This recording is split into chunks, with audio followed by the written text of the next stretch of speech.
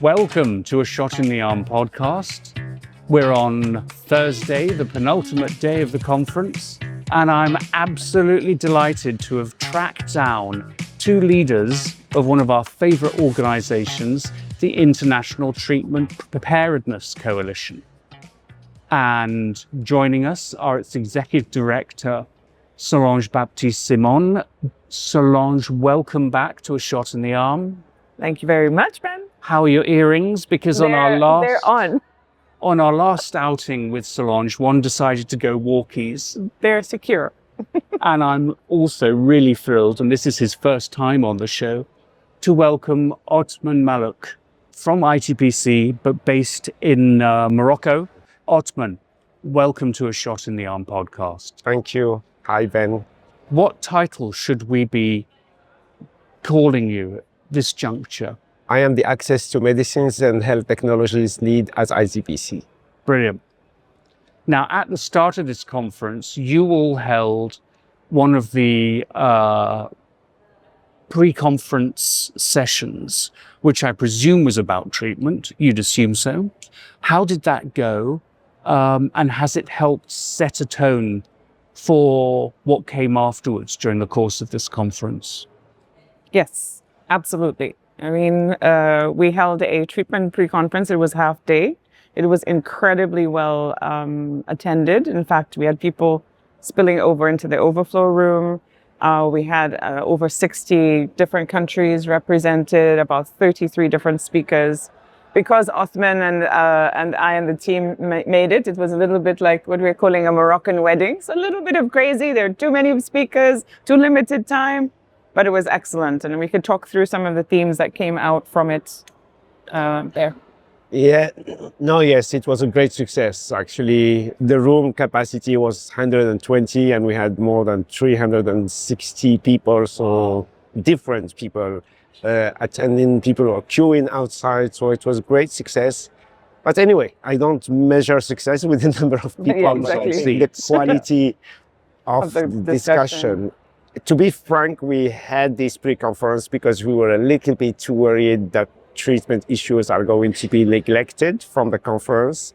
And it was all about PrEP. The idea is not to oppose prevention to treatments, but we really wanted to make sure to remind people that, treatment is not done and that there is a lot of challenges, especially given the current context that we may talk about later. So, one slightly facetious remark.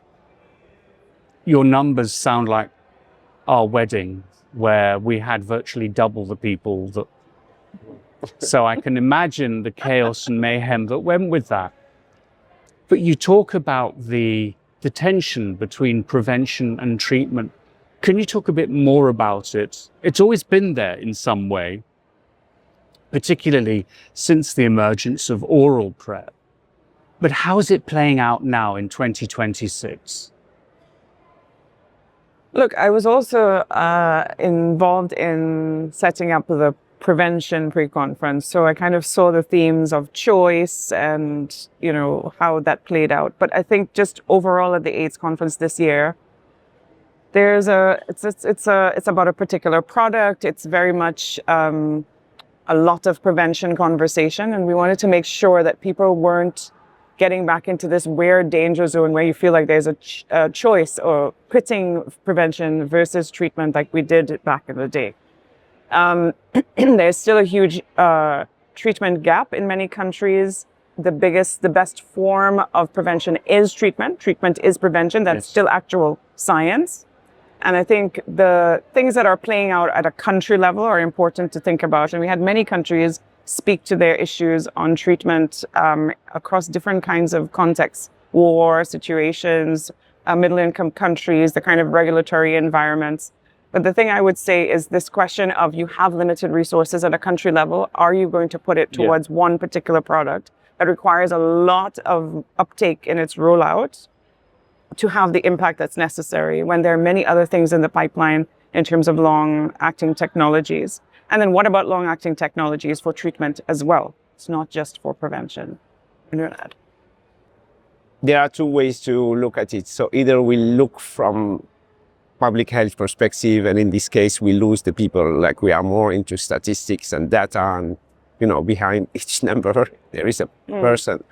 Or we look at it from the individual person, and in this case, I think the debate of prevention, treatment is just a fake debate, because people have needs, and throughout the continuum, people should get access to testing, to services. Sometimes PrEP is the entry. The demand for PrEP is actually the entry point to treatment, because people go to, and I have a lot of friends around me who actually got on treatment by going to see PrEP, and they just discovered that it's too late for PrEP, and that they were positive.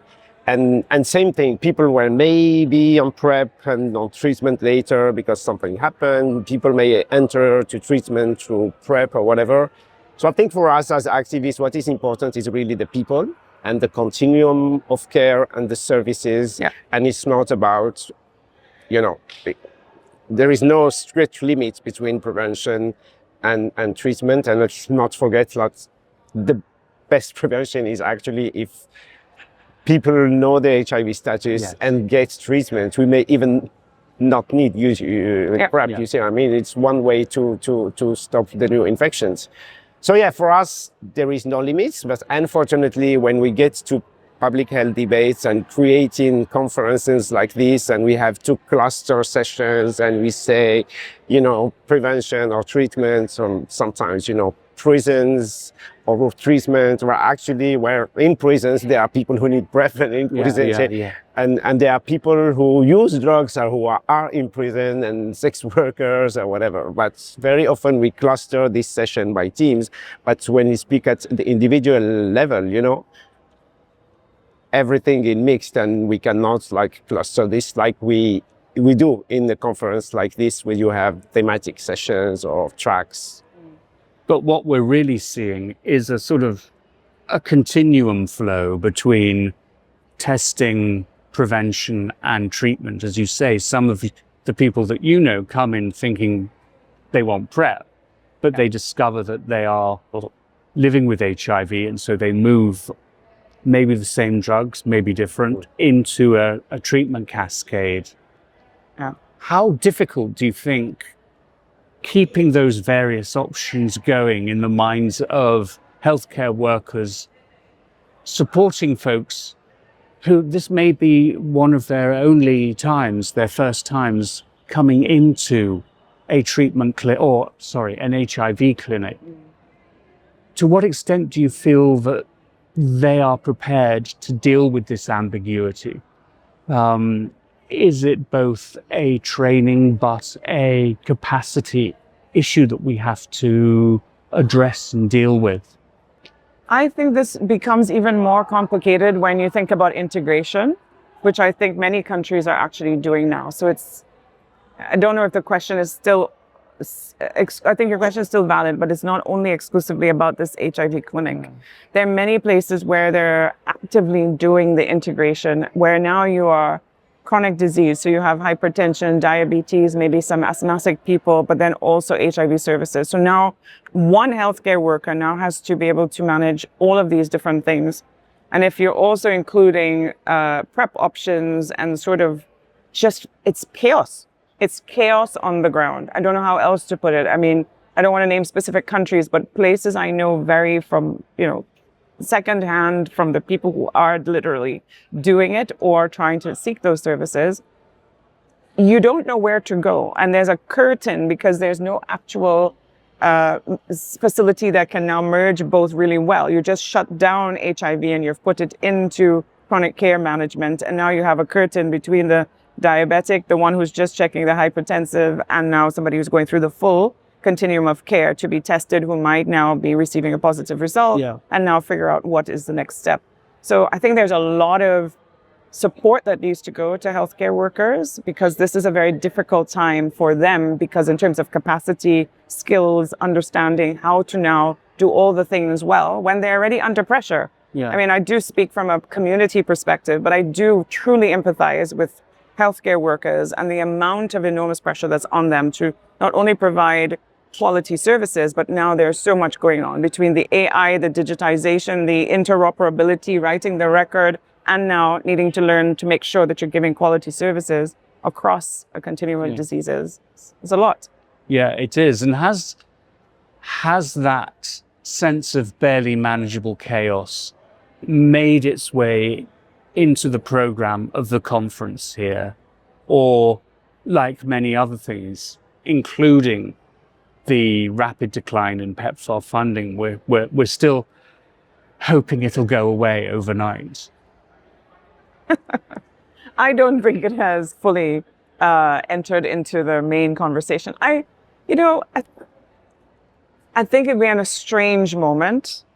That's the best word that I could come up. I feel strange.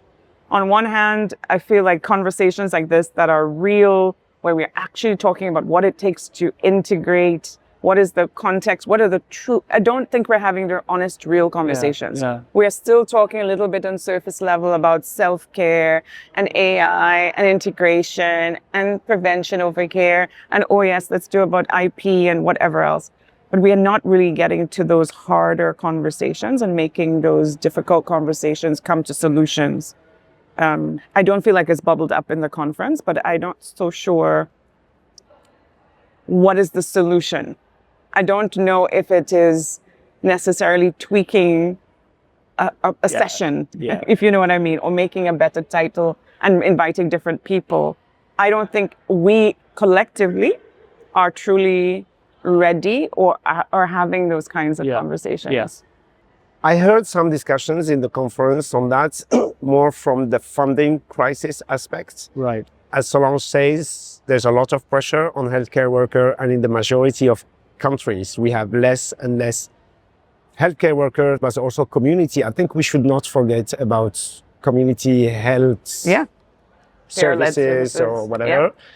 So at this moment where like the burden, the capacities, the issues people have to deal with are getting bigger and bigger, and at the same time we have less and less human capacities and resources to do that. Now what we need, what we shouldn't forget is that there is no one size fits all, and I think each country, and even within a country, like each setting will require to find its own model. And this can only happen if communities, local communities are involved. In my parts of the world, in the Middle East and North Africa, integration will not work because of for years we have built, yes, it's vertical programs, yes, it's HIV only clinics, but whether you are in Cairo, in Casablanca, or in Beirut, you can be a gay man who sells sex using drugs, but you still get good quality services in these clinics because there have been a lot of efforts on addressing stigma, discrimination, training healthcare workers, and whatever. So you get friendly service? So, yes. Okay, not specific to your... But then if you send people everywhere, like in a public hospital, and a trans person or whatever coming in, it's not going to work. So I think we need to be careful on these models that are sometimes imposed, like global strategies that we are going to roll out. Even we speak about adaptation, there are limits to adaptation sometimes. So I think we should, if communities are involved, if communities are monitoring what is happening and doing the advocacy and engaging in the dialogue with policymakers, with people who are setting programs, with donors or whatever, we can make it. The problem now is that, this strange moment you were speaking about is a kind of blocking a lot of things, and people are completely lost. I think this conference for me is really a strange one. And I don't know in 2 years where we will be, and if things were different. I totally agree with you. Between Kigali and and Rio, we were thinking, okay, by Rio we'll have a kind of clear idea and vision where we are going. I think it's still blurry, not to say even worse. So yeah, sorry. I mean, I'm feeling that the creativity, the innovations that one expects to see bubbling up from countries simply isn't being presented here. And I don't know if that's because it's not ready for prime time, or if it's because people are still trying to get used to the fact that budgets have been slashed. I think the one thing that is pretty clear is that people have come to terms with the fact that there will be no going back to the kind of PEPFAR that we had in the past. And how shall I put it? That's actually a good thing. It's quite shocking to see across so many countries how much influence PEPFAR has had. And it's also really flip of the coin, but also very interesting to see how countries are like, yeah, well, we're not going back to that. We don't want to go back to that because we live in a political environment where one of the two US parties frankly stands for this. Yeah. Delay, collapse, whatever you want to call it. And there's no guarantee that there will be political incentive to come back. It's very nerve-wracking, but it is very exciting because this is, you no longer have to pay international salaries to the international NGOs working in countries that PEPFAR has required you to do. You don't have to pay for the US data collection models that PEPFAR have insisted. The ball is in your court, and the conversation you can have with fellow travelers, fellow countries, that sounds interesting. But again, you're just not seeing it emerge here. One of the things that does seem interesting is the emergence of data into new compounds, new therapeutic approaches, mostly some form of long-acting.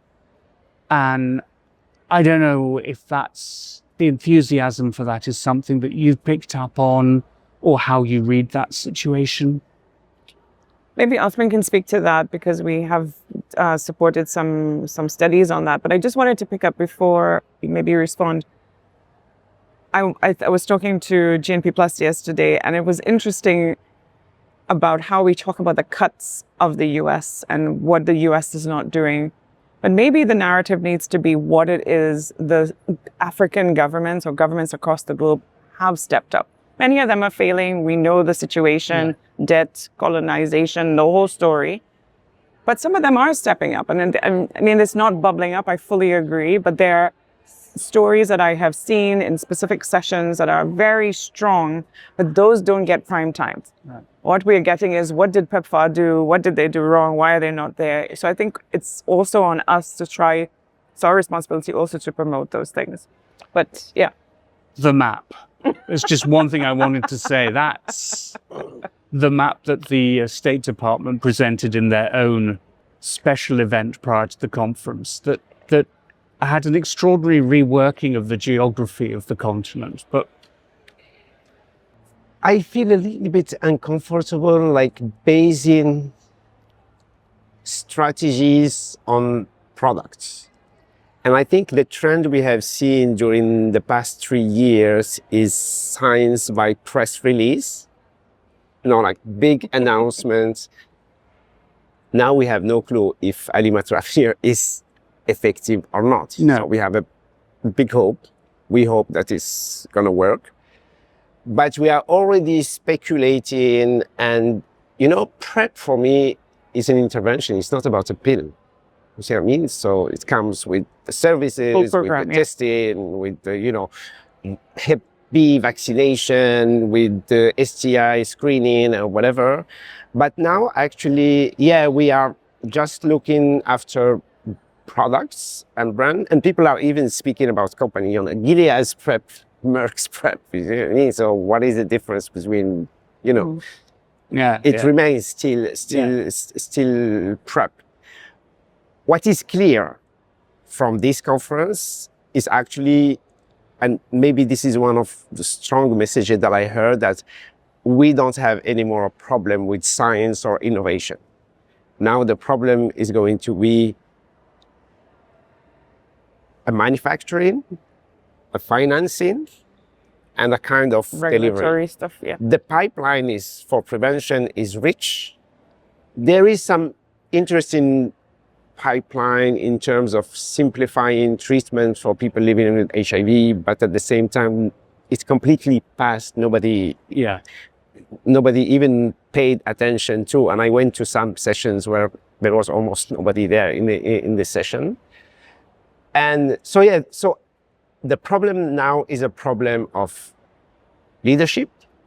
This is the first international AIDS conference when I haven't seen ministers of health from key African countries or key donor countries, or usually you have the Minister of Health of France, of Malawi, of, you see what I mean, and many. I haven't seen leaderships from, sometimes, you know, you have artists, you have whatever, showing up, and celebrities and whatever. So like, clear there is a crisis of leadership. Science is not anymore, or at least now, is not an issue. Now the issue is going to be who's going to access what is available or not. And this is for me the key takeaway. And now we had this show of companies like, oh, it's going to be the LEN thing. And then few days before, like, Merck stole part of the show of Gilead, you know, it's like a telenovela, you see what I mean? Like 2 days before we get to the conference, and you have the suspense and completely, and actually the discussion now, I feel really pissed off, like we are speaking names of drugs and brands and companies or whatever, while the real problem is really the problem of who's going to fund this, who's going to access it, who's going to manufacture it, and are we going to do things differently this time or not? All of this is not being discussed. You see what I mean? And we are speculating on products. We need a conversation, a serious conversation about sustainability. Because if Global Fund and all these other philanthropies decide the next magic bullet is the thing, that it will be subsidized. Who is going to pay for this at the country level when they move on? We're back to the dependency problem, which we have not fixed. So where our energy needs to be is at the country level, finding fiscal space. That's the conversation that we're not having. And when we start talking about financing and fiscal space, everybody here goes, there's a wall. We don't know what to do. Do you have thoughts about how room in the fiscal space can be set aside for PrEP, or is it still too early? I don't know about still too early, but I do think that we need to have a conversation about debt. We need to have a conversation about the taxation issues that we're seeing. You know, everyone talks about debt swaps, but countries are not prepared for debt swaps. That's a very big sort of machinery that you can't just do. There's a whole issue of corruption in countries, sure, but there are efficiencies that can be made. And, you know, people like Brooke Nichols have gone and they've done the modeling on the financing. There's a Tier Plus tool that can help you with prioritization based on what you can see. And there is fiscal space with some of this if we can have those more difficult conversations. I found one person was able, from a ministry, that was able to say something true. He said, because we talked about self-care and the importance of things, and they talked about the importance of literacy for communities, like, you know, self-care, the idea that you can take care of yourself and find the doctor or the nurse if you need and when you need them. But you need literacy. You need to know what the choice is. You need to know what you're asking, etc. And he said, if you ask me to choose between literacy and products or ARVs, I would choose the ARVs. So that is a choice. Now you go and you look at the prioritization. Now, why would they pick the ARVs? Because there's that's a more immediate need. People need ARVs to live. You need them daily, right? And maybe you can get philanthropy to pay for the literacy, but they're not interested in that because it's not sexy. So then you need a strong government that can stand up to donors and say, this is what I need you to fund. I am managing my response, and here's where you can help. As opposed to what the current dynamic is, we're paying for this product, take it, right? They're not going to say no. And implement it the way and we implement instruct you it, to and do. exactly. And I think with this conference, or not necessarily linked to the conference, but this moment, I think we reaches the kind of the summum, the extreme of the biomedicalization of the response. And if you look back what we have been discussing in previous conferences, criminalization, stigma, discrimination, and whatever, how to make sure. Now, like for every problem, you have the pill or the injections. Sometimes when I hear some people speak in sub-Saharan Africa, it's just like your challenge is to make sure the young girl comes to the clinic to get her shots and just make sure she comes back in 6 months to get the other shot. If she's raped in between, if she's whatever, it's not a problem. We avoided like new infections. And all the human rights program, and same thing for the gay guy who is in Middle East and North Africa or in Senegal criminalized or whatever, the objective is really to either prevent new infections or either make sure people are tested and put on treatment. And what happens in terms of human rights or whatever, it's not a problem. Now we have like the pill or the injection or whatever. So I think we will not be successful if we do not address also these kind of things. And there are limits. We have indeed amazing and promising biomedical tools, but it is not enough to address the HIV epidemic, because it's not just a disease. Maybe people should go back to Jonathan Mann and, you know, I think people have forgot, or maybe they are young and they don't know where we come from. But we need those young people though. We do. And I got to say, I was able to get a partnership with the International AIDS Society this time round to interview members of their Young Leaders program. And I've been pretty blown away at their enthusiasm and optimism, which, okay, we were all like that when we were kittens and bunnies at the start of our... Is he saying we're not kittens and bunnies? Anymore. Well, I know definitely that I'm the sort of, the old, very respected Jack Russell sleeping all day, and that's where I fit in. But what I meant seriously is they've got plans that they want to do, and they're really well thought out.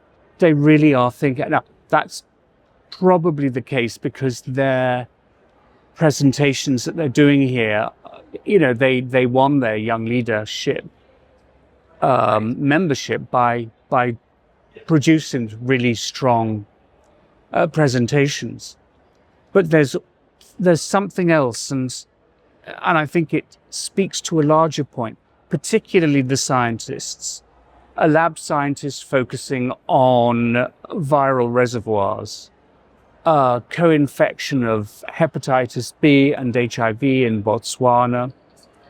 The way they are able to articulate and speak, I mean, I understood it. I understood what they were saying. That when does that ever happen? Oh, yeah, exactly. You know, and so I feel really optimistic on that side of things. Where I feel deeply pessimistic is that, you know, we have never seen such a level of funding cuts. And it's going to take us a good few years to get over that. We don't know how we're going to do it yet. And I don't know how many years it is setting back the HIV response. I've got a project called AIDS 2060, which I would love for ITPC to be interviewed of, sort of a long form conversation about why we're not going to meet the goal of ending AIDS as a public health crisis by 2030, which is absurd. It's just a whole absurdity. But what are the trends that we need to take account of and start thinking about now so that we can pool our resources and our intellectual resources particularly to get to a point where we can think about bringing HIV to a close. And it's an interesting one, a difficult one. How do you react to ending AIDS by 2030? How are you managing it? Because I know for some people, some organizations, you have to pay lip service to it, even though you don't really believe it. But are you finding that it is something that is easier to talk about, the post-2030 agenda? I don't think in any of these numbers. Do you? You just reminded me that was there. Honestly, I don't think about 2030. I think about generations and how we need to equip them for succession when, I just realized I'm a young person in the old people's club. This is where I've arrived. One day you wake up and you realize you're not that person anymore, and your children age you. They say you have references. They have no clue what you're talking about. I think in generations. I kind of breathe in 10 years and breathe out 10 years, kind of trying to see what the young people now are talking about and making sure that they're equipped with whatever I can pass on so that they can take the next phase of whatever this looks like. I genuinely don't think in the 2030s. And I know that's helpful for target setting and having something to aim for. But as we approach the reality of life, you know that that's not a real thing, right? And even, what did you say, 2060? Yes, but I picked 2060 as a joke because let's pluck a number from the air. Pick an apple, Put it towards the United Nations General Assembly, and they will instruct the virus that it will adhere to this UN General Assembly declaration. It's nonsense. Yeah. No, agreed. Well, we're coming up to the top of the hour. What have you got left for the conference? What else are you up to? We named our pre-conference treatment as Crossroads, and we are as Crossroads. And maybe, as I say, like, Crossroads is not a destination, it's like a decision moment. And I think we are in a moment when we need to make decisions and do differently. As I said, there is no problem with science now. We have enough. Maybe a cure will be perfect, but a vaccine.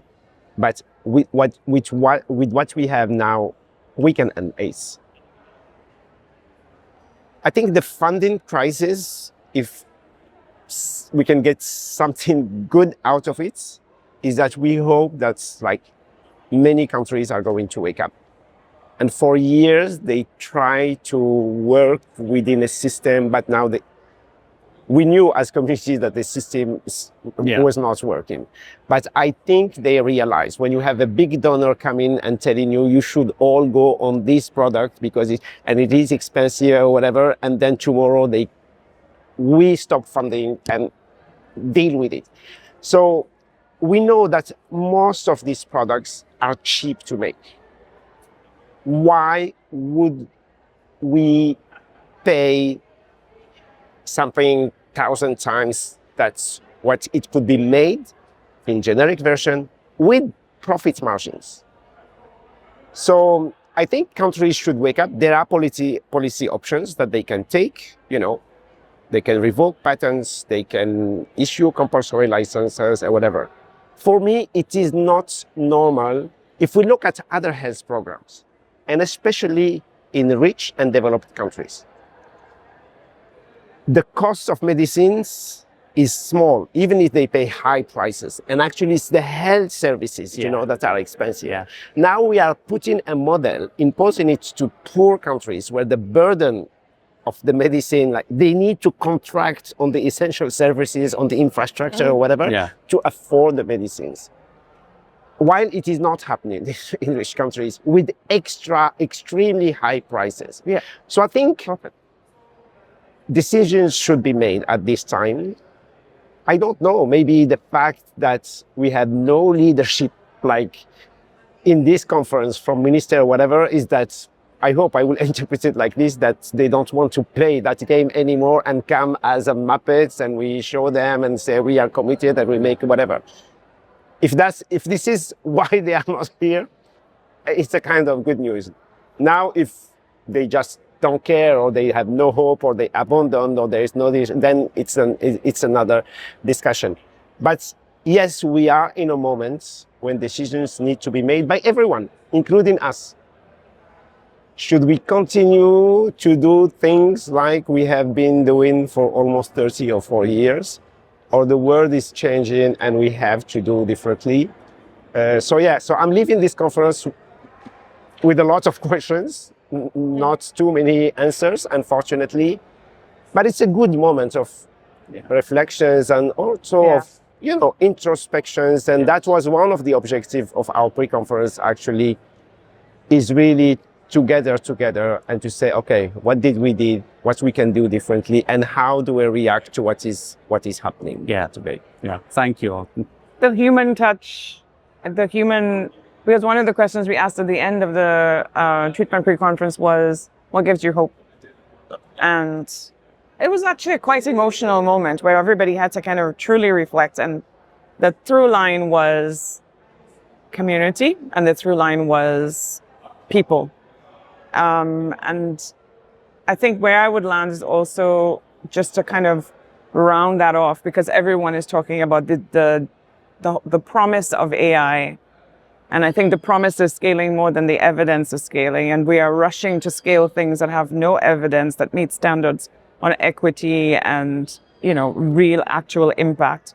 So I would want us to remember that intelligence in that form also includes community intelligence. And no matter what the topic, if it's IP issues, if it is funding crisis, if it is the new medicine, whatever it is, communities are still the answer. Communities are still the solution.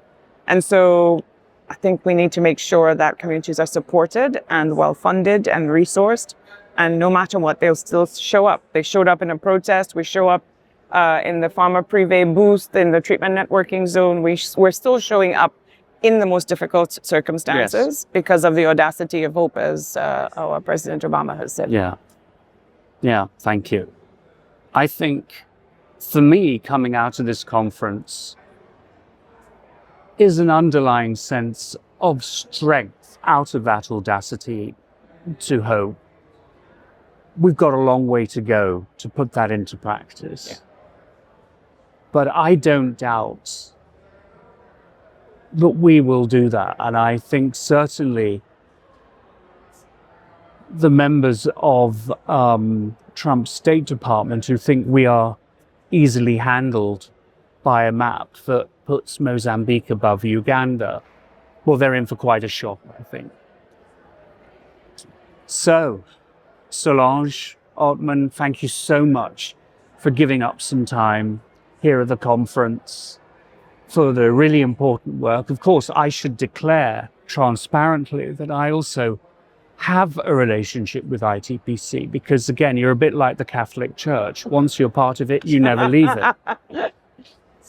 I was on the board of ITPC, and it was one of the most insightful and rewarding things I've ever done. So thank you very much. Thank you very much, Ben. Thank you, Ben. Thank you. Well, that's it for this episode. Thank you to Solange? What on earth am I thinking about? Solange Salami. And Salami and Othoman. Thanks also to our director and producer extraordinaire, Erica Spare from A Shot in the Arm Media. And finally, a big thanks to you. Have a great day and a safe day, everybody.